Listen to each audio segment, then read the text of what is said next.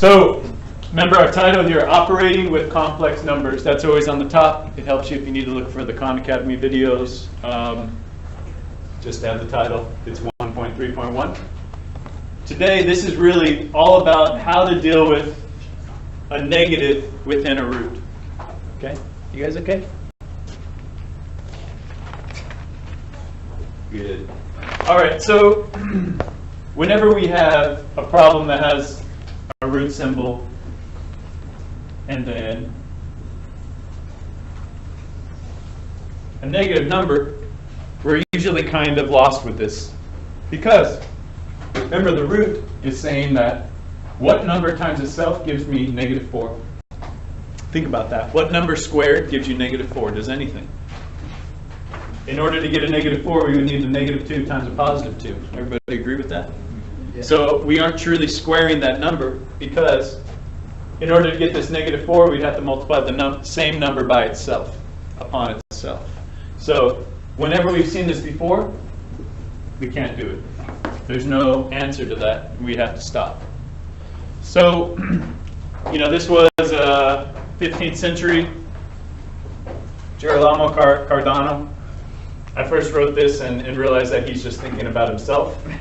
But that's okay. He's a mathematician. He's thinking about how to become famous. Okay? And what he was really considering and wondering about was, what do I do with the negative number that is inside the radical? Okay. So he's just thinking one day and he says, I know. I'm going to create this thing called an imaginary number. Which sounds kind of crazy, but remember what we just talked about with Descartes. You can just create a hypothesis and make a whole system based on something that doesn't seem true. That's what he did. He said the imaginary number, which is always denoted by the letter I. So it looks like a J somewhat, but they're always in that kind of italic. So we have I. And he says that I is always equal to the square root of negative 1. That is like the key idea for this whole lesson, that I, an imaginary number, is equal to the square root of negative 1. So this is an imaginary number because he imagined it, because he came to a problem that he couldn't solve. But we'll see when he had this idea, it allows us to do this number 4, which we're going to get to. But first let's review. We have the square root of 16. What do we get? 4 times 4 is 16. Good. We have the square root of 128, similar to the warm-up. What can we break that up? In fact, it's up there. We can break it into 64 times 2. We know that the square root of 64 is 8, so we can take an 8 out. 8 root 2. All right, so we just learned that. Don't worry if that's still fresh. All right, now we have the square root of negative 8. And we could break that up into, or factor it into 4 times 2 times negative 1. You see, I just factored that out. I could go further, the 4 could break further, but I want to keep these perfect roots here because that's going to be helpful. Because what can we do with that? What can we do with that square root of 4? This I know is 2. We just learned that the square root of negative 1 is equal to what? I. That always denotes it. I is always the same value. It's not a variable, it's a special number because it's always that. Okay, so I know that the square root of negative 1 is I, so I take that out. What's left in the middle that we cannot evaluate further? 2, root 2. So I have 2I root 2. Because I is equal to that root of negative 1. If you needed to see this a little bit broken up further, this could have been seen as root 4 times root 2 times root negative 1. Right? And that works out because of our exponent rules that we learned in the first lesson. All right. Is everybody okay with how I got these answers right here? Raise your hand in your group. If anybody, yeah, Malik? Oh, just kidding. I thought you said, is everyone okay with it? Gotcha. Everyone's okay with it? Okay, so we're going to go to the next level. Sorry. And we're going to look a little closer at I, because I has a very, very special function when we look at what happens when we raise it to an exponent. So don't be intimidated by this, because really the main part we want to look at and that we'll have to kind of use as our shortcuts are just these four. That's going to be the key. Once I lay those out and we talk about it, it's going to be fairly straightforward. All right, the first one right here, we definitely know, we all know that any term, number, value, anything raised to the 0 is 1. So there's probably not going to be a gimme like that on the quiz or test, but we just always have to keep reviewing that idea. Okay. We've already learned what I to the first power is. I to the first power is our main idea, remember? I to the first power, what is I equal to? Okay, everybody okay with that? Yeah. That's almost like, that is the definition of I, so we know that is, right off the bat, one of our key 4 options here. Okay. Now I want you to remember, what is the inverse of multiplication? Inverse of addition? Subtraction. You remember this? What was the inverse of taking something and squaring it?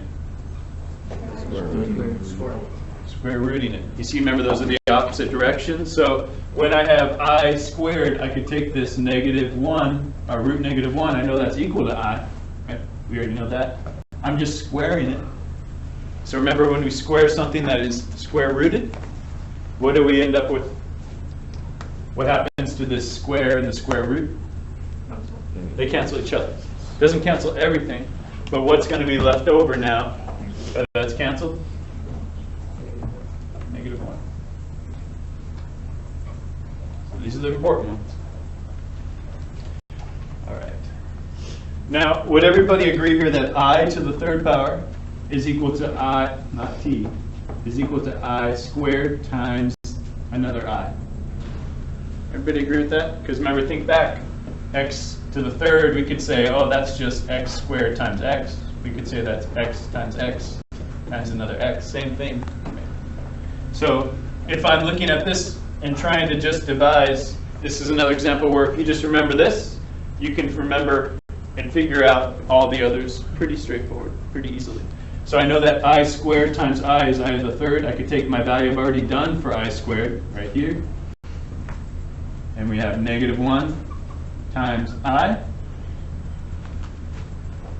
right? And when we're looking at that, go ahead and jot that down. It makes sense.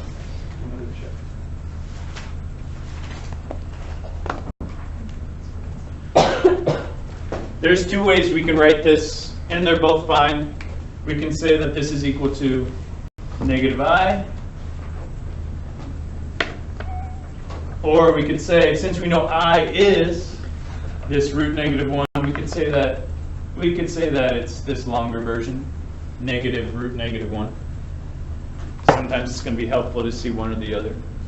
I think this is the hardest one to remember.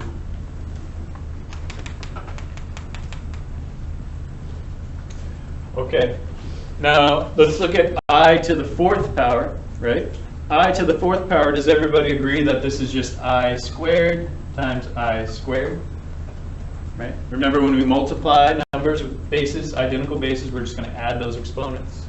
So I know that I to the 4th is just I squared times I squared. Okay. Great. Let's look at what we've already figured out. We know I squared is -1, so I know this is -1 times -1. What do we end up with that? 1. Just 1. Just a regular old positive 1.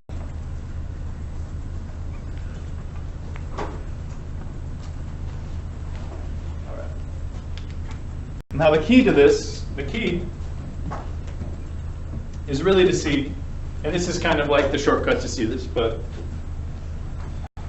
anytime the exponent is a multiple of 4, anytime it's a multiple of 4, right, then our answer is always 1. Anytime it's a multiple of 4, our answer is always going to be 1. So I to the 4th, or sorry, I to the 8th, if I really needed to do this, I could say I know that's I to the 4th times I to the 4th. I know that's 1 times 1. That equals 1. I to the 16th, I could say this is, I to the 8th times I to the 8th. That's equals to 1 times 1. That's equal to 1.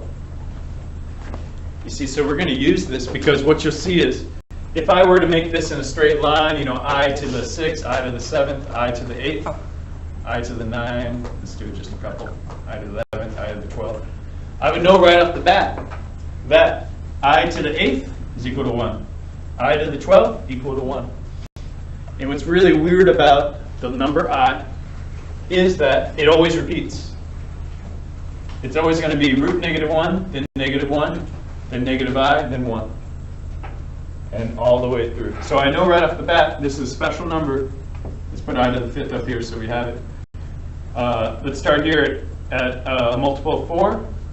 The next one then is going to be root -1. The next one's going to be -1. The next one's going to be -I. Because of how I functions, and we would keep on working these out if we needed to, but it always repeats. The exponent goes up, but the answer just keeps repeating in a cycle. Yeah. Wouldn't 9 be negative root -1? Negative root -1. Oh yeah, it's either or. Oh, thank you. Thank you. You are correct. That needed to be changed. Our time now, huh?